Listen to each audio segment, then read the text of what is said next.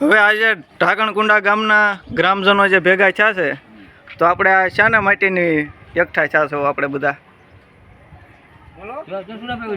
પાણી પુરવઠા, હા બરોબર, એ નહીં ચાવતું નર્મદાનું. હા પછી દિવસે લાઇટ જોઈશે હા તો એ નહીં ચાવતી. હા રોડ રસ્તા નહીં થતા. હા ટૂંકમાં આપણે બહિષ્કાર કરવા માંગો છો બધા, અને આ કોઈના પ્રેશરથી કે કોઈના દબાણથી નથી ને, કોઈ સમાજ કે કોઈ પક્ષને લઈને નથી ને, કાંઈ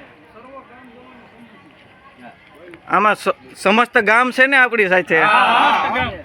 કાંઈ વાંધો નહીં, હાલો.